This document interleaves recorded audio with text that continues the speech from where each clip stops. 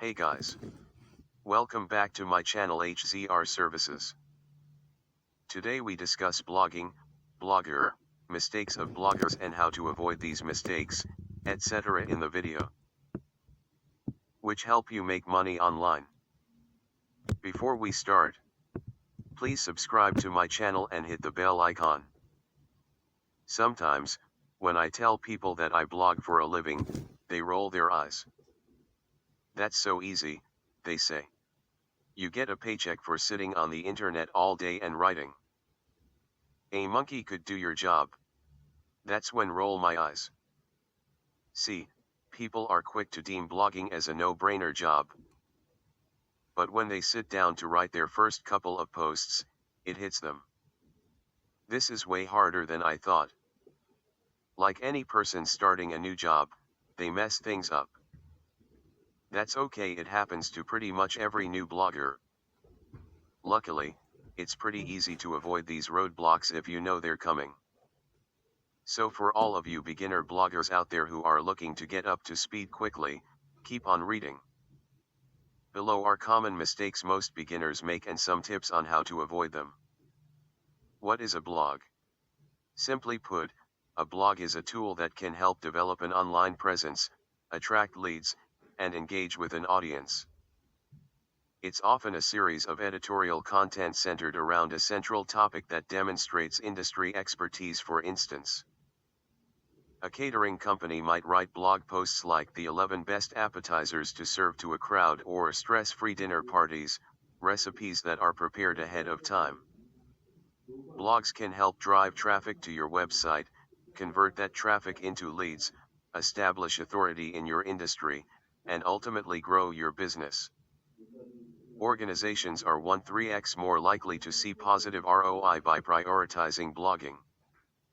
Blogging tips for beginners. 1. Create blog posts that serve your larger company goals. 2. Identify what resonates with your audience. 3. Write as you talk. 4. Show your personality, don't tell it. 5. Make your point again and again. 6. Start with a particular working title. 7. Specific posts should still tie into the bigger picture. 8. Use a specific post type, create an outline, and use headers. 9. Give your audience something to walk away from. 10. Use data and research to back up the claims you make in your posts. 11. Use examples to back up why what you're saying is essential. 12. When drawing from others' ideas, cite them. 13. Take 30 minutes to edit your post. 14. At a certain point, just publish it. 15. Blog consistently with the help of an editorial calendar. 16. Focus on the long-term benefits of organic traffic. 17. Add a subscription CTA to your blog and set up an email newsletter. Blog post mistakes to avoid. Most of a blog's traffic is driven organically, in other words. Consumers will search for something on a search engine and click on your blog if it matches their intended topic. However, many organizations are competing for your audience's attention, so it's essential to avoid common blog mistakes to stand out. Here are the most common blog post mistakes and their solutions. 1. Create blog posts that serve your larger company goals. Mistake: you think of ideas that only interest you. As much as you might read and reread your blog posts after you publish them, you're not the only reader or the intended reader. When you start blogging, ideas will come to you at random times in the shower, on the run, while on the phone with your mom. While the ideas may come at unexpected moments, the thoughts themselves should never be random. Just because it's a good idea in general or something that interests you personally doesn't mean it's a good idea for your company. Solution: align your blog posts with company growth goals. The reason you're blogging is to solve problems for your audience and, ultimately, to grow your business. So, all of your blog post ideas should help serve those growth goals. They should have natural tie-ins to your industry issues and address specific questions and concerns your prospects have. Your blog is a honeypot, not a megaphone. Make a point to position your content around what your audience wants to discover, not what you want to tell them. Need help figuring out what those goals are and how to address them? Chat with your manager about the larger company goals, and then schedule a meeting with someone on the sales team to hear what questions they get asked most often. After both sessions, you should know which goals you need to achieve and have some ideas on how to achieve them. To identify what resonates with your audience. Mistake: you forget about your persona. If you want your blog content to perform well, i.e. generate traffic, leads, and sales, it must resonate with your audience and compel them to take action. One of the biggest mistakes is assuming that your content will perform if you haven't considered your audience or the activities you want them to take. Solution: understand your persona's pains and solve them. By defining your buyer persona and the things that matter to them, you can bridge the gap with your content. Your persona is the basis for everything you create. Writing for yourself won't always resonate with your intended audience. If you, instead, speak your persona's pains, challenges, and goals and they feel like you are speaking to them, they are more likely to stay on the page and convert on your offer. If you're not consciously thinking about your persona's pains, you're just creating content for content's sake, which is a waste of resources. 3. Write as you talk. Mistake: your writing is too stiff. Writing a blog post is much different from writing a term paper. But when bloggers first start, they usually only have experience with the latter. The problem: the style of writing from a term paper is not the style of writing people enjoy reading. Let's be honest, most people who see your post aren't going to read the whole thing. If you want to keep them interested, you have to compel them to keep reading by writing in a style that's effortless to read. Solution: try to write blogs that feel personable. It's okay to be more conversational in your writing. In fact, we encourage it. The more approachable your writing is, the more people will enjoy reading it. People want to feel like they're doing business with real people, not robots. So loosen up your writing. Throw in contractions. Get rid of the jargon. Make a pun or two. That's how real people talk, and that's what real people like to read. 4. Show your personality, don't tell it. Mistake: you think people care about you as a writer. It sounds harsh, but it's the truth. When people first start out blogging, they think that their audience will be inherently interested in their stories and interests, but that's not the case. It's no knock against them as a person, it's just that when you're new, no one is interested in you and your experiences. People care way more about what you can teach them. Solution: infuse your personality without eclipsing the topic.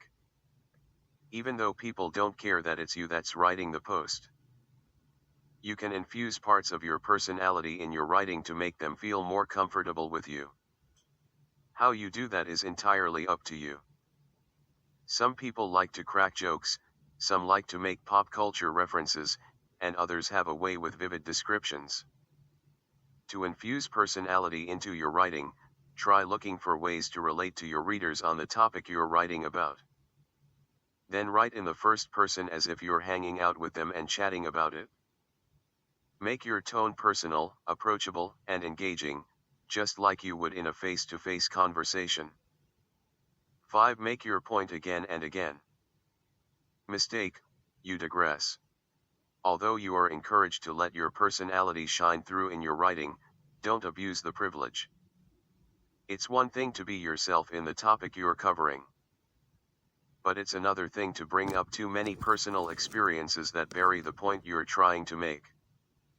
Don't digress into these personal anecdotes and analogies too much. Your readers aren't sitting in front of you, which means you can't guarantee that you have their undivided attention. They can, and will, bounce from your article if they lose patience. Solution: repeatedly assert your argument. To prevent your writing from losing its audience, restate your point in every section of the article. The best blog posts commit to an overarching message and then deliver it gradually, expressing it multiple times in small ways from beginning to end. If you're writing about how much water a potted plant needs, for example, don't spend 3 paragraphs telling a story of how you came home to a dead fern after returning from a 2-week vacation. This story offers factual evidence of your point, but what is your point? Certain plants can't go without water for more than 14 days. That's one possible point, and it should be stated up front. 6. Start with a particular working title. Mistake: your topics are too broad.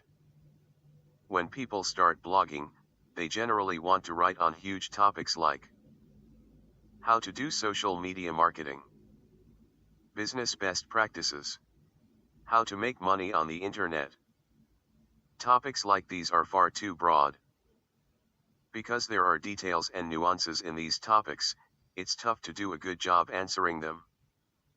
Plus, more specific topics tend to attract smaller, more targeted audiences, which tend to be higher quality and more likely to convert into leads and customers. So, to get the most short-term and long-term benefits of blogging, you'll need to get way more specific. Solution: begin with a clear, concise idea. Nailing particular blog topics is crucial to knocking your first few posts out of the park. Let us help you brainstorm with our blog ideas generator. This tool allows you to enter basic terms you know you want to cover and then produces 5 sample blog titles that work for business blogs. Keep in mind that a working title isn't final, it's just a concrete angle you can use to keep your writing on track. Once you nail this stage of the ideation process, it's much easier to write your blog posts. 7. Specific posts should still tie into the bigger picture. Mistake: don't tie a specific topic into your reader's broader struggle. You already know how important it is to resonate with your buyer persona and understand their pain points. However, there's a reason why they're experiencing pain points and what is driving them to get it solved. Solution: understand the challenges and consequences they're facing. You should be asking yourself, what is at stake? What do they gain by taking action? What are they afraid of happening if they don't take action? All of these things can manifest in the content that you write for your blog post. Doing so will signal to your reader that you understand what they're going through and want to help. If you're uninterested in a particular topic you're writing about, it's probably because you haven't stopped to think big picture. Understanding how the topic you're writing about will fit into a reader's broader challenges will help you find meaning and value in any post you write, and will enable you to connect with your readers better. For instance, let's say you're tackling a post like first versus third-party APIs. While the topic is dry and allows for little creativity, the big picture value is enormous. To help your readers decide whether they need to shell over the big bucks for an in-house API or whether they can save money and time by asking a third party to develop their API. Essentially, first versus third-party APIs is a question that hits at computer security, efficiency, and budget constraints, all of which could have enormous consequences for your reader. 8. Use a specific post type, create an outline, and use headers. Mistake: your writing is a brain dump. Sometimes when I get a great idea I'm excited about, it's tempting just to sit down and let it flow out of me. But what I get is usually a sub-par blog post. Why? The stream of consciousness style of writing isn't a good style for blog posts. Most people will scan your blog posts, not read them, so it needs to be organized well for that to happen. Solution: structure your blog with a template, outline, and section headers. The first thing you should do is choose what type of blog post you're going to write. Is it a how-to post? A list-based post? A curated collection post? A SlideShare presentation? For help on this, download our free templates for creating 5 different types of blog posts. Once you have a template down, it'll be easier to write your outline. Writing an outline makes a big difference. If you put in the time up front to organize your thoughts and create a logical flow in your post, the rest becomes easy, you're just filling in the blanks. Using headers is also critical for the reader experience. While it's nice to imagine that your readers hang on your every word, the reality is that they're probably mostly skimming your posts. As you write, be sure you're making your piece skim-friendly, including plenty of paragraph breaks, clearly titled sections, relevant images, and formatting that makes it easy to find the piece of information they likely came for. To write a blog post outline, first, come up with a list of the top takeaways you want your readers to get from your post. Then, break up those takeaways into larger section headers. When you put in a section header every few paragraphs, your blog post becomes easier and more enjoyable to read. Plus, header text with keywords is good for SEO. When you finally get to writing, all you'll have to do is fill in those sections. 9. Give your audience something to walk away from. Mistake: you're relying on the conceptual instead of the concrete. One of the first things you'll do in your blog research is to look up how other publications are writing about a topic.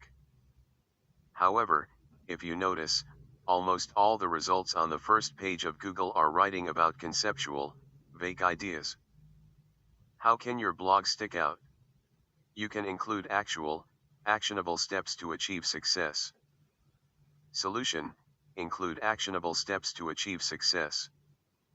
One of the most significant tenets of content creation is that it should be helpful, which means your audience should walk away with something. People want to learn how to do things in actuality, not just theoretically. When you're done with a blog, ask yourself, will the reader know how to implement this idea? Or did I provide steps to achieve success? This might come in the form of a how-to as you recommend they implement a particular strategy. Or it might simply be a suggestion for a tool or tactic to make a process more accessible. 10. Use data and research to back up the claims you make in your posts. Mistake: you don't use data as evidence. Let's say I'm writing a blog post about why businesses should consider using Instagram for marketing. When I'm making that argument, which is more convincing? 1. It seems like more people are using Instagram nowadays. 2. Instagram's user base is growing far faster than social network usage in general in the US. Instagram will grow 15.1% this year, compared to just 3.1% growth for the social network sector as a whole.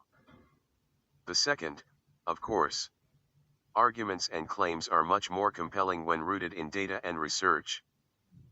As marketers, we don't just have to convince people to be on our side about an issue, we need to convince them to take action. Data-driven content catches people's attention in a way that fluffy arguments do not. Solution: use data to support your arguments. In any good story, you'll offer the main argument, establish proof, and then end with a takeaway for the audience. You can use data in blog posts to introduce your main idea and show why it's relevant to your readers or as proof of it throughout the post's body. 11. Use examples to back up why what you're saying is essential. Mistake: you're not adding enough context. I might write, SMBs should expand their social media strategies to experiment with newer, cheaper channels. Sure, that might be true, but it's a pretty broad suggestion. Solution: illustrate ideas with examples, visual aids, and additional content. A more meaningful way to share this with an audience might be to say, SMBs should expand their social media strategies to experiment with newer, cheaper channels. For example, you might test running ads on question and answer platform Quora, or simply answer industry questions for which your product or service is an answer. By adding a specific example to my previously broad statement, I've made my point easier to understand and more actionable for my readers.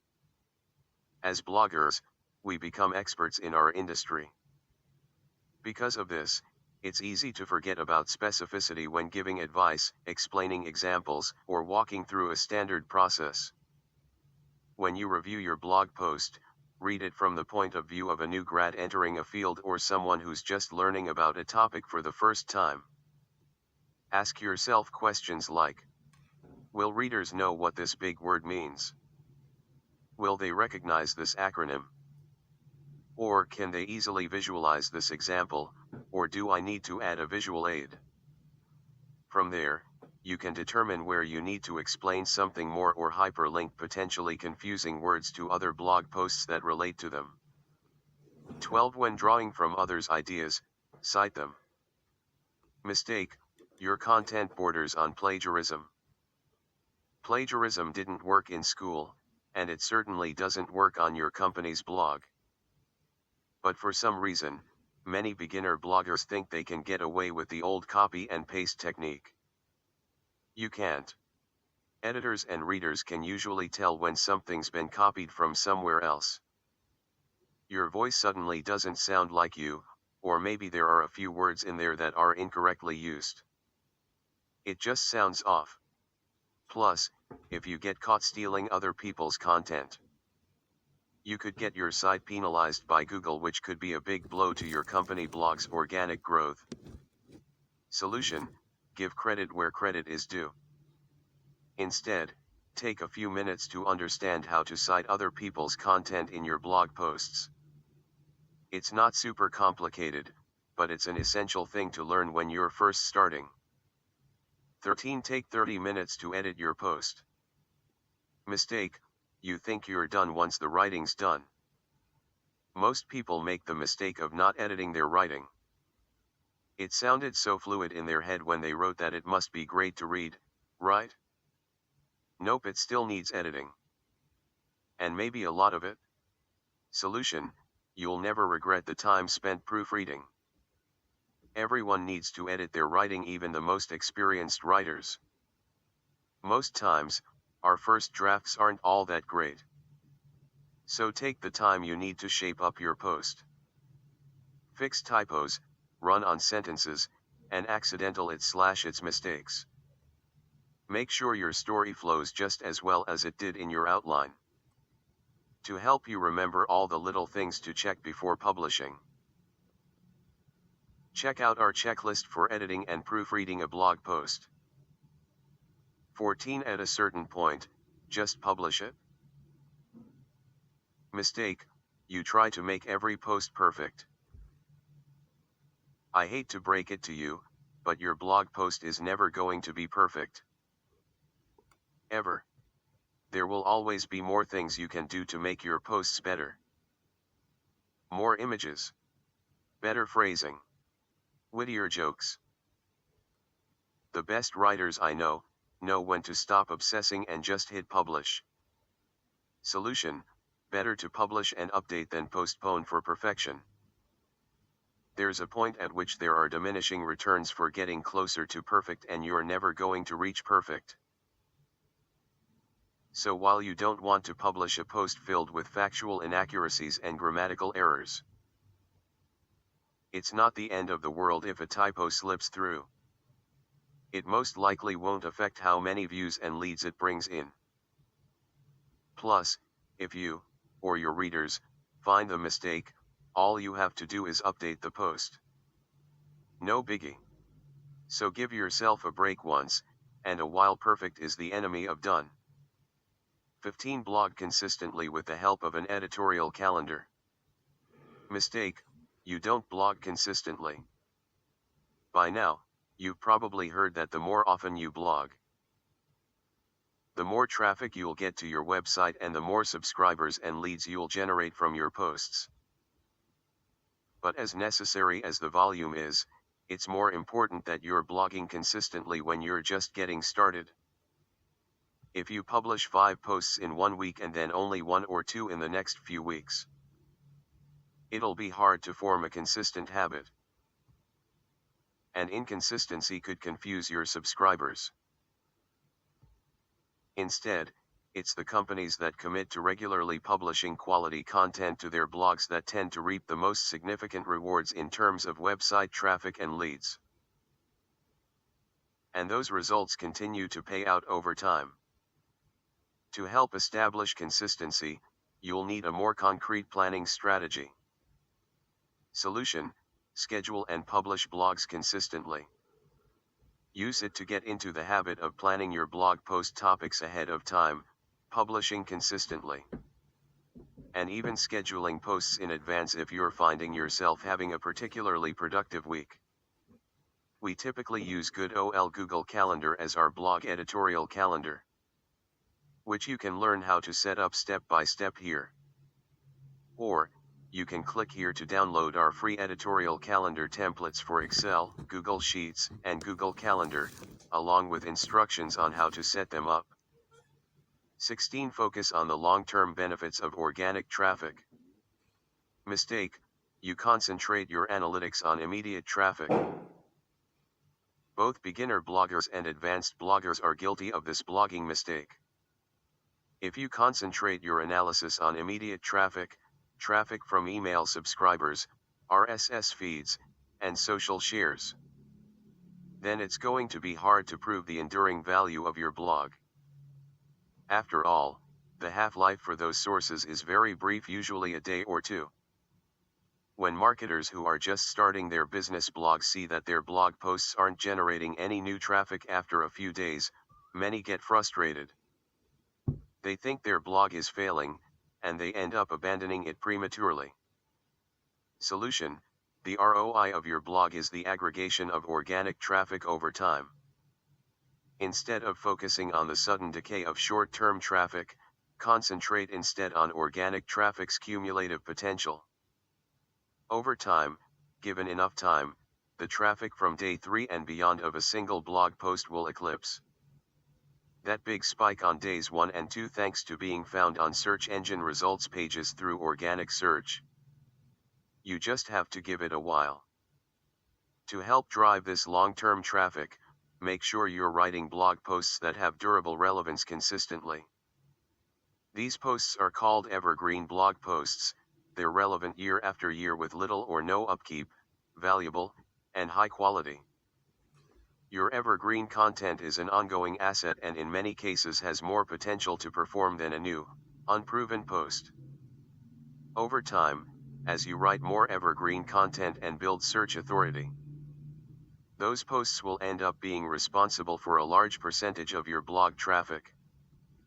It all starts with a slight shift in perspective from daily traffic to cumulative traffic so you can reframe the way you view your blog and its ROI entirely.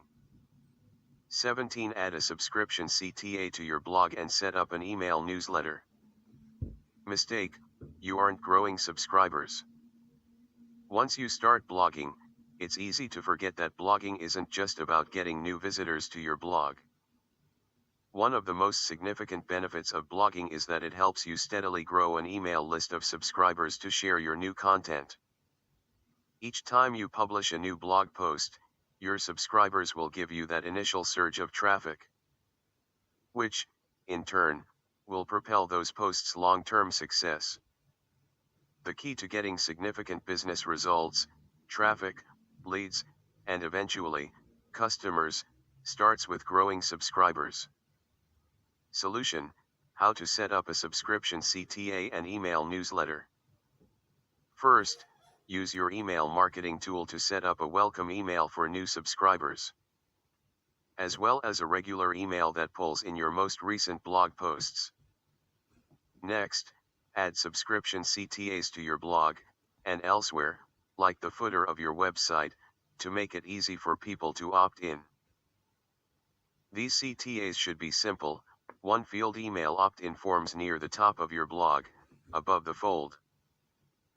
As for where to put these CTAs, we typically place our blog CTAs at the bottom of our blog posts or at a slide in, which you can learn how to do using a free tool called Lead In here.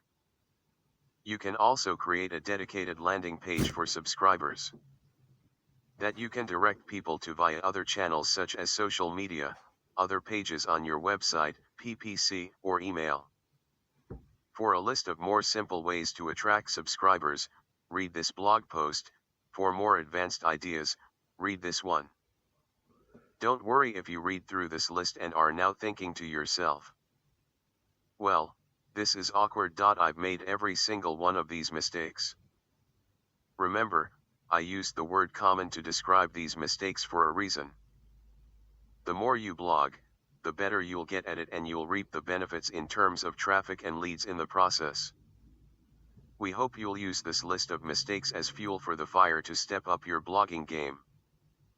After all, the benefits of keeping up a healthy business blog will be well worth the time and effort. Thank you for all of you to watch my video. If you like the video, then you like the video and post a comment.